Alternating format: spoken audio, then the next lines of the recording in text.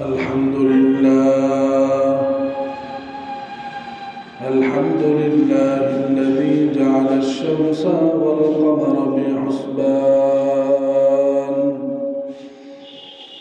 والنجم والشجر يسجدان وفضل زمانا على زمان كما فضل مكانا على مكان وإنسانا على إنسان ونشهد أن لا إله إلا الله وحده لا شريك له لا ضد له ولا ند له ولا مثل له ونشهد أن سيدنا وسندنا وحبيب ربنا وطبيبنا وطبيب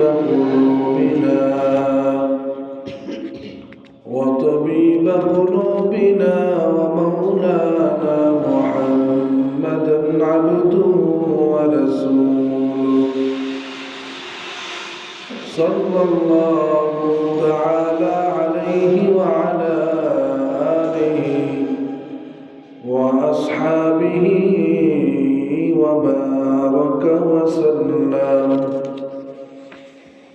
وبارك وسلم تسليما كثيرا أما بعد فأعوذ بالله من الشيطان الرجيم بسم الله الرحمن الرحيم ولنبلونكم بشيء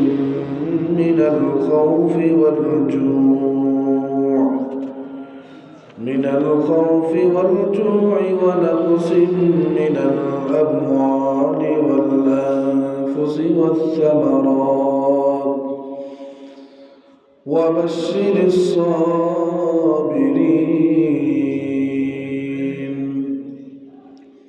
وقال تعالى وأيوب إذ نادى ربه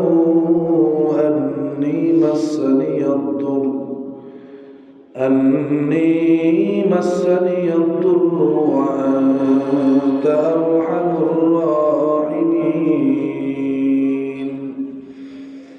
فاستجبنا له فكشفنا ما بهم من ضر وآتيناه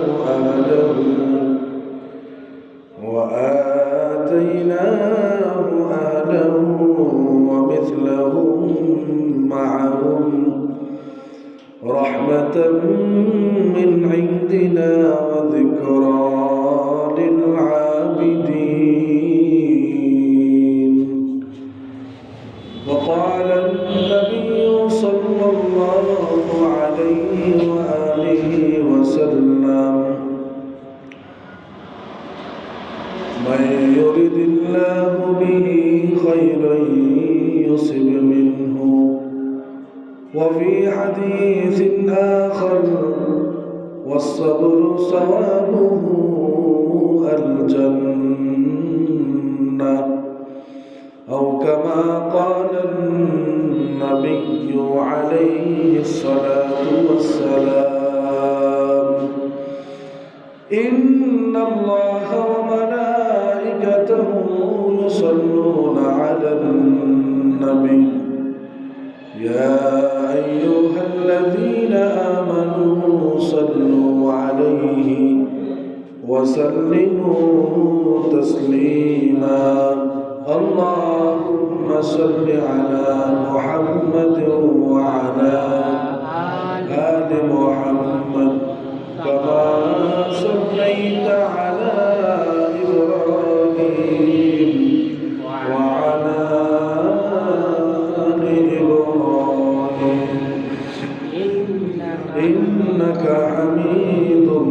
مجيد اللهم بارك على محمد وعلى آل محمد كما باركت على إبراهيم وعلى آل إبراهيم إنك حميد مجيد الحمد لله আল্লাহ রাব্বুল আলামিনের দরবারে লাখ কোটি শুকর ও সুজুদ যে মহান রব্বুল আলামিন আমাদেরকে জুমার দিন মসজিদে আগে আগে আসবার মতো তৌফিক দান করেছেন। এই জন্য দিল থেকে শুকরিয়া আদায় করি আলহামদুলিল্লাহ। পাশাপাশি কোরআন ও হাদিস থেকে কিছু কথা ইখলাসের নিয়তে আমল করার নিয়তে শোনার মতো তৌফিক আল্লাহ তাআলা যেন আমাদেরকে দান করেন এবং আমাদের জবান থেকে কিছু কথা উপকারী যেগুলো আমাদের বাস্তব জীবনে আমল করলে ইহকাল এবং পরকাল উভয় জগৎকেই আল্লাহ রাব্বুল আলামিন সুন্দর করে দিবেন এমন কিছু কথা আমাদের জবান থেকে আল্লাহ রাব্বুল আলামিন যেন মেহেরবানি করে বের করে দেন।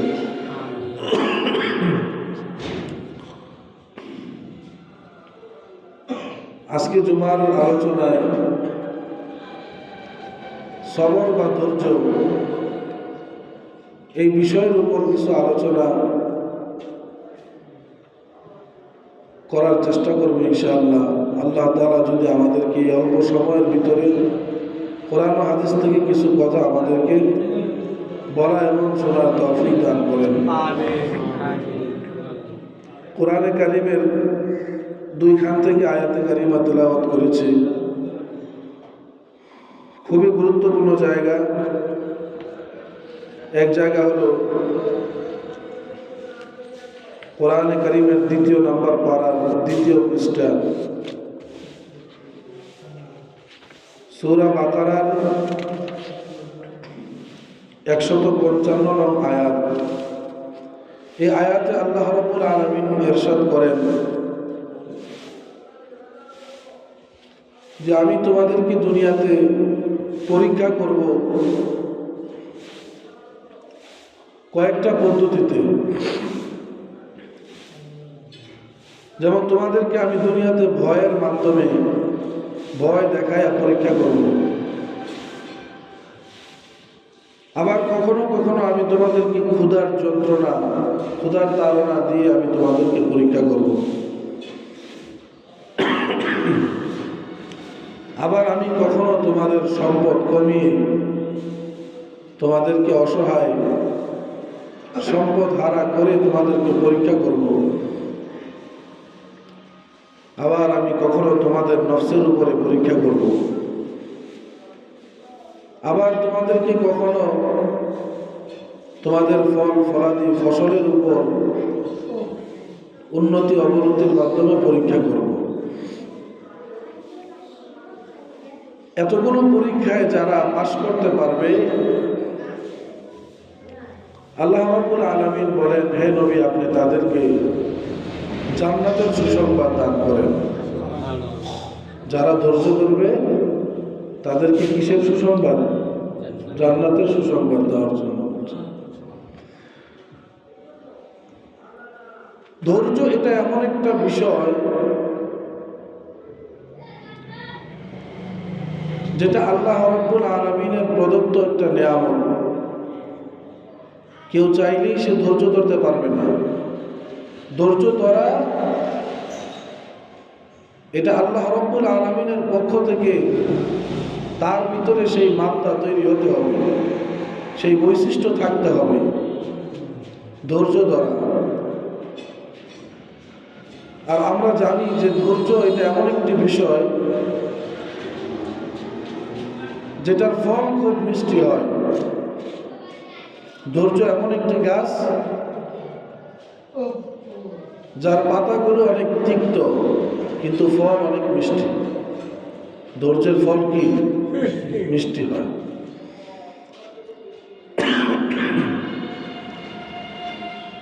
যাদের ধৈর্য নাই তারা জীবনে কোথাও সফল হতে পারে না। কোরআন ও হাদিস থেকে রিসার্চ করলে আমরা দেখতে পাই ধৈর্যের 3টা স্তর আছে। তো 3 জায়গায় যদি বান্দা ধৈর্য ধারণ করতে পারে তো ওই ব্যক্তিটা আল্লাহর কাছে খাঁটি কামেল মুমিন হয়ে যায়। 1 নম্বর ধৈর্যের নাম হইল সবর আলা তাআত, নেক কাজ করা, ইবাদত করার উপরে ধৈর্য ধারণ করা। নেক কাজ করতেছেন, ধৈর্য হারা হইলে নেক কাজ করতে পারবেন না। ধৈর্য থাকতে হবে। যদি ধৈর্য থাকে তাহলে আপনার মাধ্যমে নেক কাজ করা সহজ হবে। আর যদি আপনি ধৈর্য হারা হয়ে যান তাহলে আপনি নেক কাজ করতে পারবেন। নামাজ পড়তেছি, ধৈর্যের সাথে নামাজ পড়তে হবে। নামাজের ভিতরে তাড়াহুড়া, খেলাফে সুন্নাত নামাজ পড়লে ওই আমলের ভিতরে ধৈর্য নাই, ওই আমল আল্লাহ তাআলার কাছে কবুল হবে। তাহলে 1 নম্বর ধৈর্যের নাম হইল সবর আলা তাআত, অর্থাৎ ইবাদতের ক্ষেত্রে বান্দা ধৈর্য ধারণ করবে। নামাজ পড়তেছে, নামাজের ক্ষেত্রে ধৈর্য ধরবে। রোজা রাখতেছে, রোজা রাখার ক্ষেত্রে ধৈর্য ধারণ করবে। যাকাতের সময় হয়ে গেলে যাকাত অনেকগুলো টাকা ব্যাংক থেকে বের করে গরিবদেরকে দিয়ে দিতে হয়, ধৈর্য ধরতে হবে। হজ করতে গেলে কষ্ট আছে না নাই? শারীরিক কষ্ট আছে, আবার সম্পদের কষ্ট আছে। একদিকে সম্পদ শেষ হয়ে যাইতেছে, 5 লাখ 6 লাখ টাকা শেষ হয়ে যাইতেছে, আবার হজের প্রত্যেকটা হুকুম আহকাম মানার জন্য শারীরিক কষ্ট তো আছেই। তাইলে ওই হজের সম্পদ এবং বদন শরীরের মধ্যে যে কষ্ট আসতেছে, ওই কষ্টের মধ্যে ধৈর্য ধরা লাগবে। রাতকে রাত নামাজ পড়বেন, ধৈর্য ধরা লাগবে। বিভিন্ন নফল ইবাদত করবেন, ধৈর্য ধরা লাগবে। ধৈর্য ছাড়া ইবাদতের কোনো দাম আল্লাহর কাছে নাই। আর যার ধৈর্য নাই ইবাদতের ক্ষেত্রে, সে ইবাদত করতে পারে না। মসজিদে মনে চায় না, ভালো কথা ঘরের মধ্যে নফল নামাজ পড়েন, কোরআন তেলাওয়াত করেন, জিকির আজকার করেন, ধৈর্য লাগবে। শয়তান আপনাকে ধৈর্য হারা করার জন্য 24 ঘন্টা মেহনত করবে। আপনি চাইবেন দুনিয়ার সব মজলিস ত্যাগ কইরা একা একই সময়টাকে আল্লাহর জন্য কাজে লাগাইতে, শয়তান আপনাকে দুনিয়ার কাজে লিপ্ত করে দিবে। না, দুনিয়ার কাজকে উপেক্ষা করে ধৈর্য ধরে আখিরাতের জন্য সময়কে বের করতে হবে ধৈর্যের সাথে। এমন কোনো ইবাদত নাই যে ইবাদতের মধ্যে ধৈর্য লাগে না। হাদিসের মধ্যে আসছে তাড়াহুড়ার খাসলত, এটা শয়তানের খাসলত। শয়তান মানুষকে তাড়াহুড়া করতে উদ্বুদ্ধ করে। মুমিনের কাজ কখনো তাড়াহুড়া হবে না। মুমিন কাজ করবে, বুঝে শুনে করবে, চিন্তা ফিকির করে করবে। মুমিনের কাজ করে মুমিন যেন আফসোস না করে। আর তাড়াহুড়া করে যেই কাজ করে ওই কাজের মধ্যে আফসোস আছে না নাই? কি কথা বলেন না কেন? আর খুব পাইবা চিন্তা ফিকির কইরা ধীরস্থিরতার সাথে ইতমিনানের সহিত, প্রশান্তির সহিত যে ইবাদত করবেন, যে কাজ করবেন, ওই কাজের মধ্যে কোনো আফসোস হবে না। মনের মধ্যে তৃপ্তি পাবেন, আত্মা ঠান্ডা হয়ে যাবে, কলিজা ঠান্ডা হয়ে যাবে। আর তাড়াহুড়া কইরা ধৈর্য ছাড়া কাজ করলে এক কাজ 2 বার করা লাগে, 3 বার করা লাগে। তাহলে 1 নাম্বার ধৈর্য হলো সবর আলা তাআত, ইবাদতের ধৈর্য। 2 নাম্বার ধৈর্যের নাম হলো সবর আলাল মাসিয়াত। গুনাহ করতে মনে চায় কিন্তু মনকে বুঝায়া সমঝায়া ধৈর্য ধইরা গুনাহ না করার নাম সবর আলাল মাসিয়াত। কোন মানুষের যদি ধৈর্য না থাকে তার দ্বারা গুনাহ হয়ে যাবে।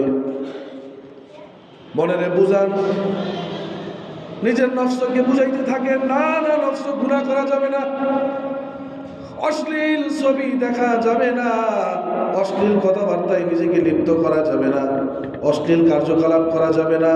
এটা মুমিনের কাজ নয়, মুমিনের শান নয়।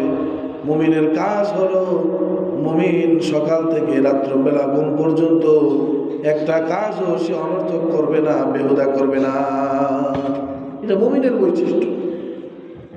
যে মুমিন না মুনাফিক, ঈমান নাই, বেঈমান, নাফরমান, আল্লাহ এবং তার রাসূলের দুশমনি করে, তার কাজের কোনো উদ্দেশ্য নাই। তো মুমিনের কাজের উদ্দেশ্য থাকা লাগবে।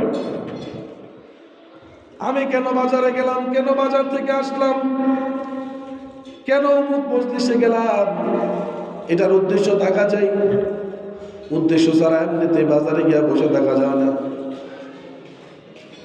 যখন 2-3 মানুষ অযথা ফাহিশা গল্পের জন্য বাজারে যায়, তখন তার সাথে ফেরেশতা একজনকে আরেকজন ডাক দিয়া বলে, এই যে দেখো, এই মানুষটার কোনো কাম নাই, সে চাইলে এখন আল্লাহর ইবাদত করতে পারত, কিন্তু করে নাই। দেখ, বয়স হয়ে গেছে, এখন যাইতেছে বাজারে গল্প করার লিগে। এক ফেরেশতা আরেক ফেরেশতার এইভাবে দেখায় দেয় যে দেখ, সময়টা নষ্ট করতেছে। অথচ সে কিছুদিন পরে মারা যাবে, তখন এই সময়ের জন্য আফসোস করবে। এক ফেরেশতা আরেক ফেরেশতাকে এইভাবে বলতে থাকে, আর ওই ফেরেশতা শুনে তার জন্য মাগফিরাতের দোয়া করে, আল্লাহ আপনি তারে খারাপ রাস্তায় নিয়ে না, ভালো রাস্তায় নিয়ে দেন। আর আমরা এগুলা শুনি না, কারণ শোনার মতো কান নাই। আবার ওই একই বয়সের মানুষটা যখন মসজিদে আসে, তখন এক ফেরেশতা আরেক ফেরেশতারে ডাক দিয়া বলে, দেখ রে, তার মতো বয়সের কত মানুষ বাজারে গিয়া গল্প করে, চা খায়, গীবত করে, শিকায়ত করে, সেগুলা করে নাই, সে মসজিদে গিয়া আল্লাহ জিকির করতেছে। সুবহানাল্লাহ। সে মসজিদে আজান হয়ে গেছে, চলে গেছে, নামাজ পড়তেছে, নামাজের পরে 10 মিনিট 15 মিনিট মসজিদের মধ্যে চুপ করে বসে রয়েছে, ইতিকাফের নিয়ত করছে। এক ফেরেশতা আরেক ফেরেশতারে ডাক দিয়ে গর্ব করতে থাকে, আর অপর ফেরেশতা শুনে বলে, আল্লাহ তার মৃত্যু পর্যন্ত এই ইবাদতের হালতে আপনি বাকি রেখে। ফেরেশতা আমাদের জন্য দোয়া করে, কিন্তু আমরা ওই গুনাহের ধৈর্য হারাই ফেলি। যখনই ধৈর্য হারাই ফেলি, তখনই ইবলিস শয়তান আমাদেরকে গুনাহের কাজে লাগাই দেয়। আপনার মনে চাইতেছে বাজারে যাওয়া, মনে রে বুঝান, নিজের ধৈর্যের বয়ান করেন, না না, বাজারে আমার বন্ধু আছে, থাক, সে তার কাজে গেছে, আমি যাব না।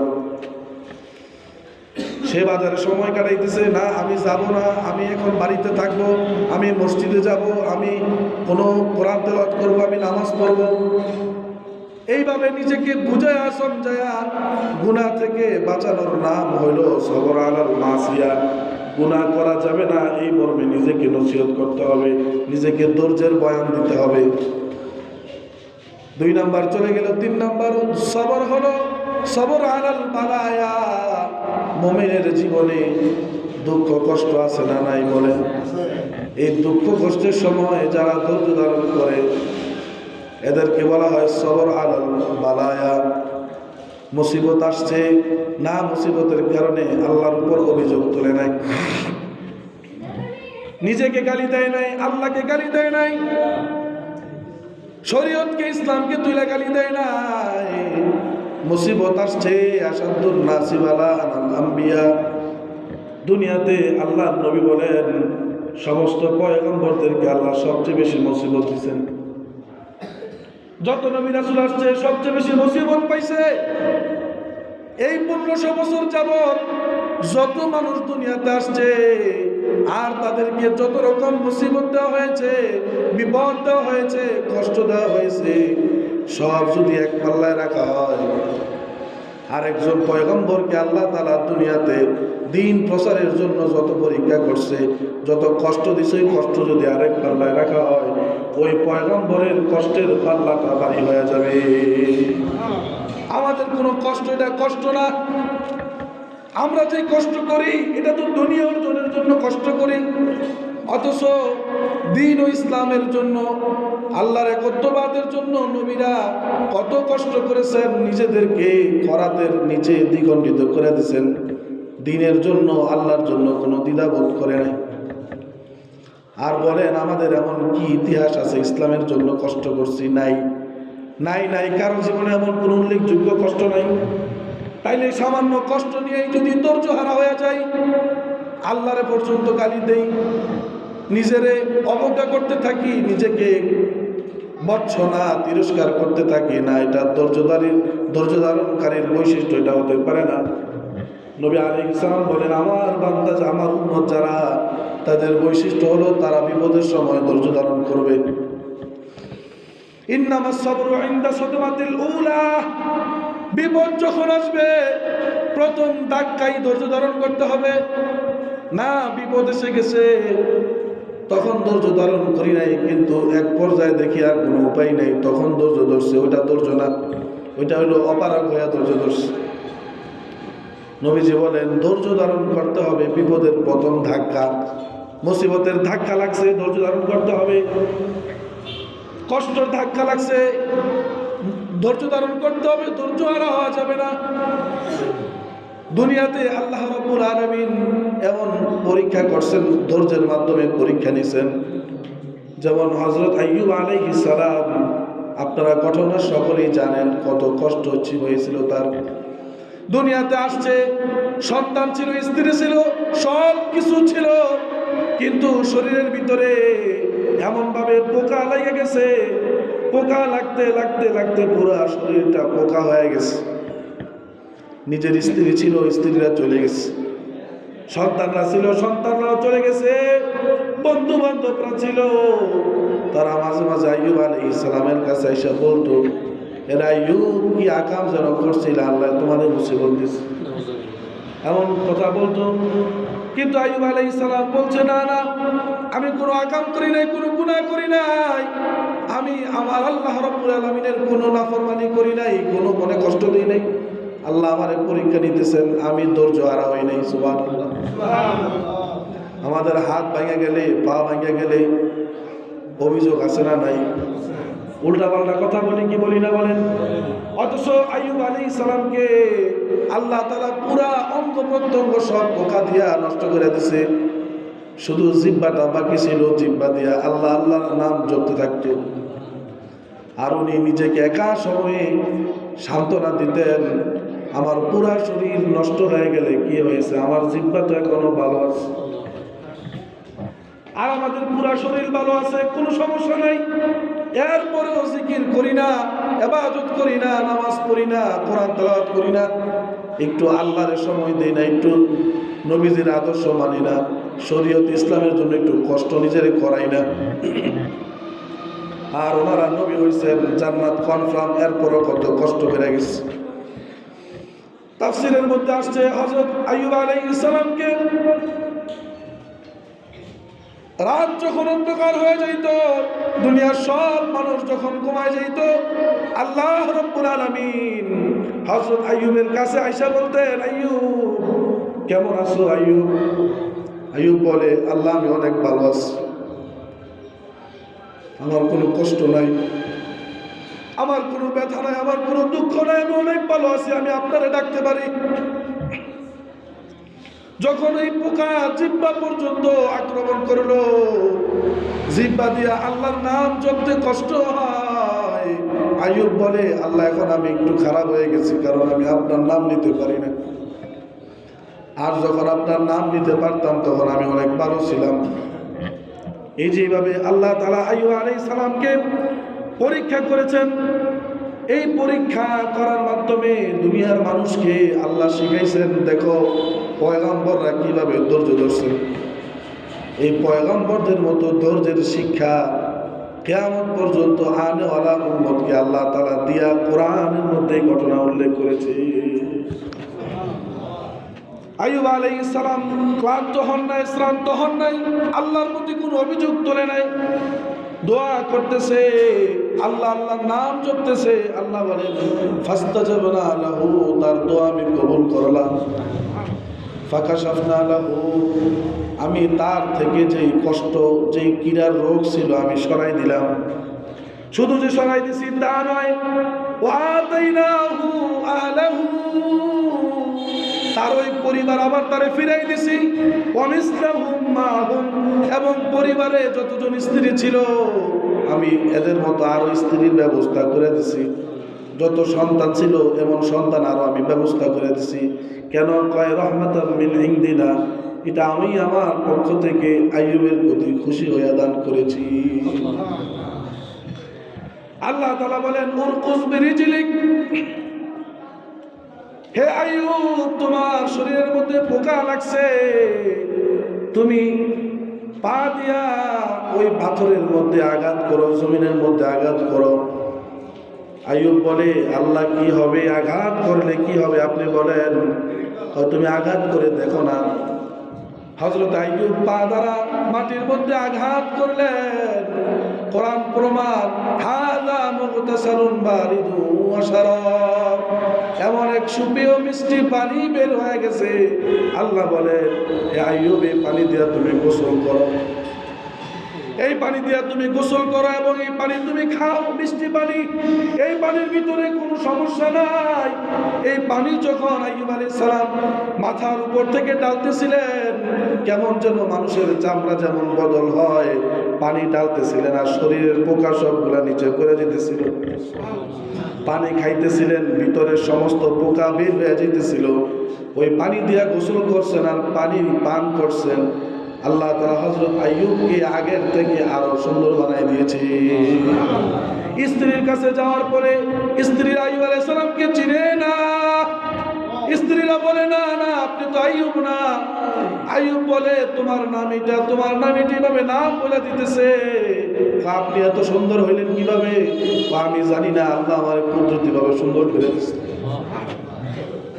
এই ধৈর্যের ফল, ধৈর্যের গাছের পাতা অনেক তিক্ত হয় কিন্তু ফল অনেক মিষ্টি হয়। আমাদের জীবনে সমস্যা আছে না নাই বলেন? দুঃখ কষ্ট আছে না নাই বলেন? এই দুঃখ কষ্ট, এই মুসিবতের জন্য ধৈর্য ধারণ করব, ফল মিষ্টি করে দিবেন কে? আরো জোরে বলতে হবে কে? কিন্তু ধৈর্য হারা হয়ে গেলে মুসিবত আছে না নাই? আল্লাহ তাআলা আমাদের পয়গম্বর আলাইহিস সালাম থেকে মায়া মহব্বত কইরা আর কাউকে দুনিয়াতে পাঠান নাই। ওনার মতো সুন্দর কইরা, ওনার মতো আদর যত্ন করে আর কাউকে বানান নাই। কোরআন প্রমাণ, ওয়া আরসালনাকা ইল্লা রাহমাতাল লিল আলামিন। আল্লাহ বলেন হে আমার পয়গম্বর, আমি রব্বুল আলামিন, গোটা পৃথিবীর মাঝে আমার রুবুবিয়ত চলে, আমার ক্ষমতা চলে, আর গোটা পৃথিবীর মাঝে আপনার রহমত চলে। কাজী গোটা পৃথিবীর যেখানে যেখানে আমি আল্লাহর ক্ষমতা চলে, ওই প্রত্যেক জায়গায় আমি আপনার নবুয়তের ব্যবস্থা করে দিয়েছি। এমন মায়া মহব্বত করে যারা আল্লাহ বানাইছেন। হাদিসের মধ্যে আসছে, ইতিহাস প্রমাণ করে, মুফাসসিরিনে কেরাম বলেন, সোয়া লক্ষ পয়গম্বরদেরকে আল্লাহ তাআলা যত কষ্ট দিয়েছে, তাদের কষ্টর যত ভাগ আছে, আমার নবীর কষ্টের 10 ভাগের 1 ভাগও তাদেরকে কষ্ট দেয়। কেন আপনাদেরকে বলতেছি? আল্লাহ তাআলা যাকে বেশি মহব্বত করে তাকে মুসিবত বেশি দেয়, তার মুসিবতটা বড় হয়। সন্তান আছে কিন্তু সন্তান দিয়ে আল্লাহ পরীক্ষা করতেছে। যদি ধৈর্য ধারণ করতে পারে, সন্তানের উপযুক্ত ব্যবহার করতে পারে, তাহলে এই সন্তান যদিও দুনিয়াতে কষ্টের কারণ ছিল, এই দুনিয়া তো আসল জায়গা না, পরকালকে আল্লাহ তাআলা সহজ করে দেয়। সন্তান দিয়েছে, সন্তান আল্লাহ তাআলা সিনাই নিয়েছে। আল্লাহ রাব্বুল আলামিন বলেন সন্তান নিয়েছি তো কি হয়েছে? সন্তান নিয়ে আমি তাদেরকে, স্বামী স্ত্রীকে জান্নাতের মালিক বানাইছি। চিৎকার করে বলেন সুবহানাল্লাহ। সন্তান নাই এজন্য আল্লাহর গালি দেওয়া যাবে না। সন্তান ছিল, সন্তান নিয়ে গেছে, এত কষ্ট পাওয়া যাবে না।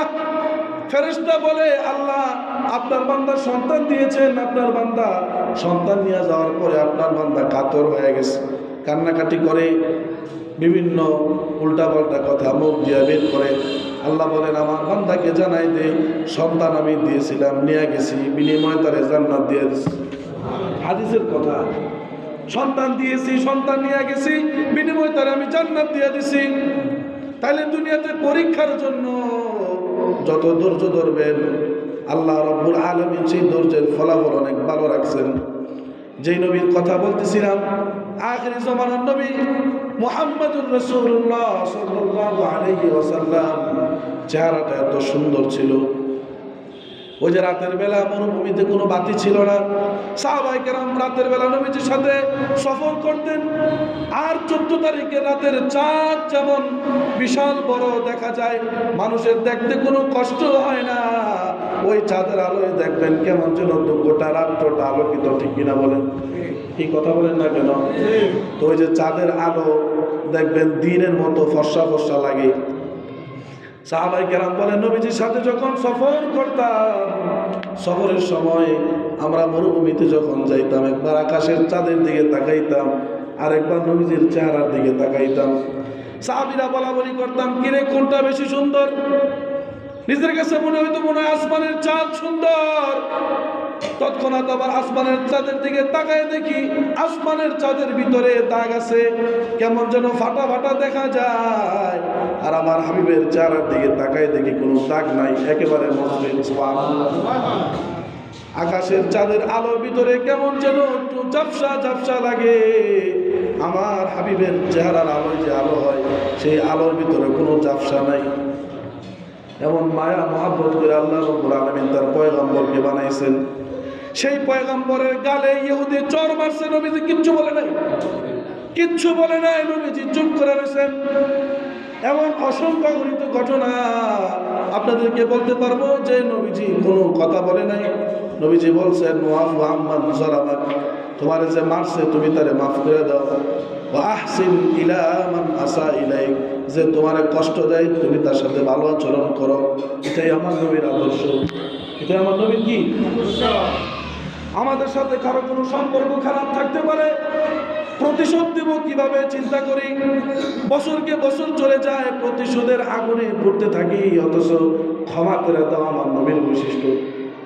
যত পারেন আমারে গালি দেন, আমারে নিয়ে সমালোচনা করেন, আমারে মারার চেষ্টা করেন, আমাকে ধ্বংস করার চেষ্টা করেন, নবীজির শিক্ষা হইল না না আমি কিছু বলবো না।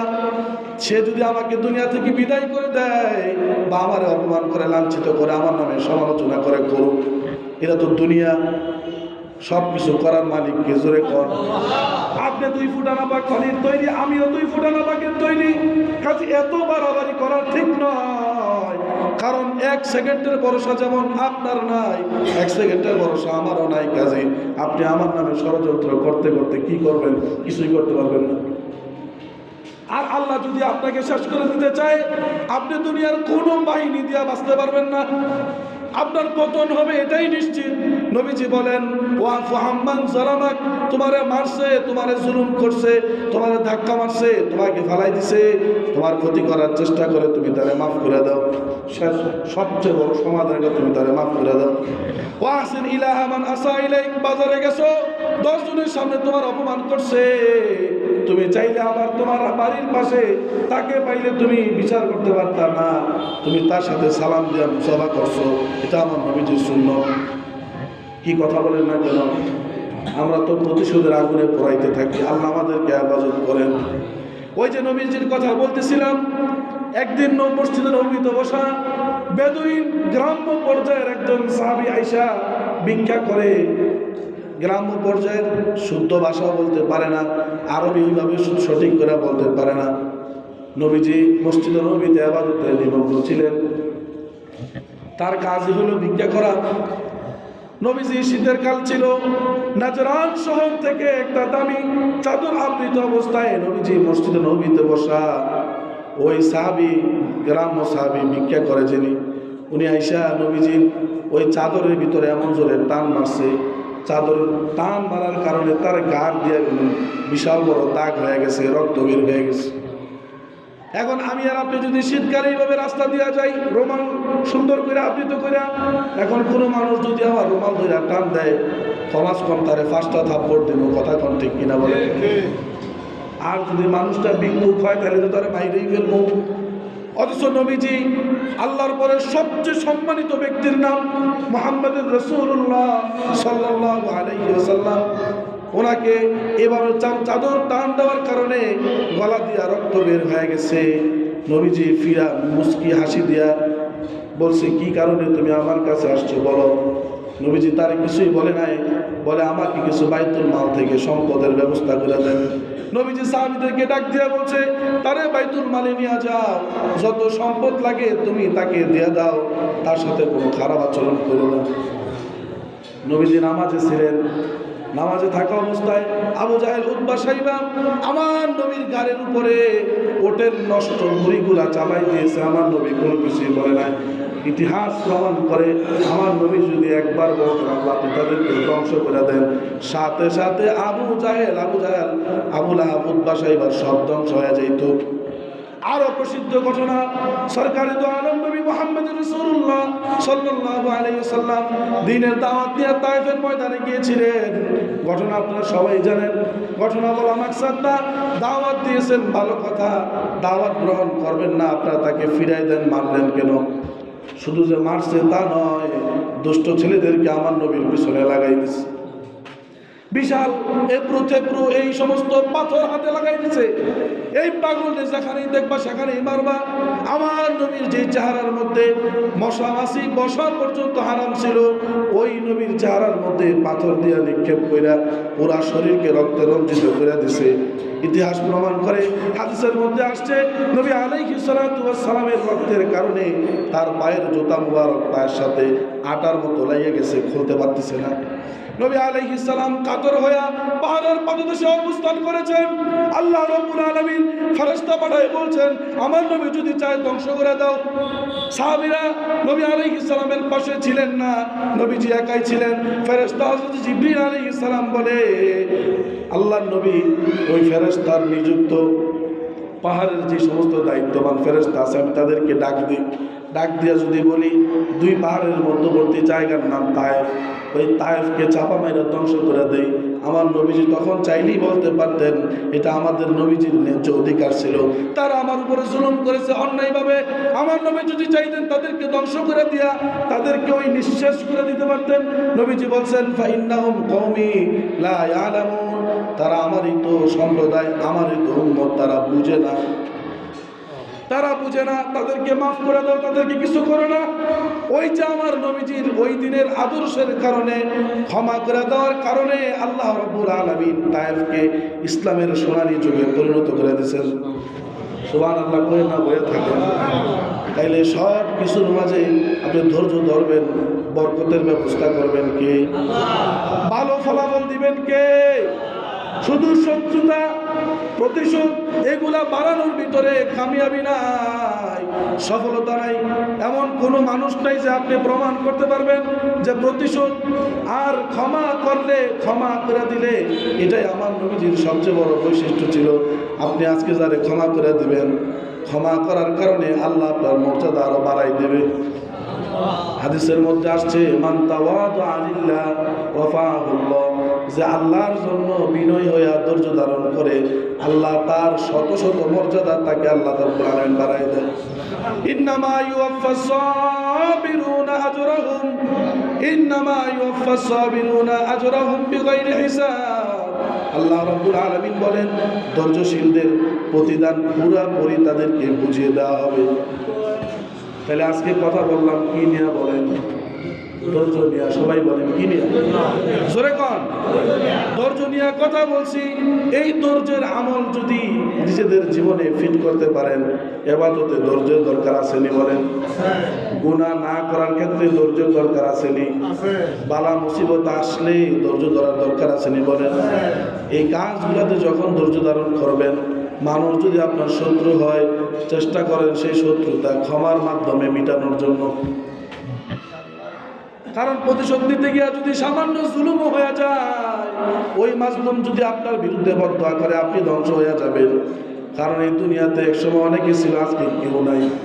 একদিন আমরা আছি, আজকে আরেকদিন আমরাও থাকবো না। এই মসজিদের মধ্যে এমন এক সময় আসবে আমরা কেউ থাকবো না, আমাদের সন্তান, আমাদের নাতিপতিরা থাকবে।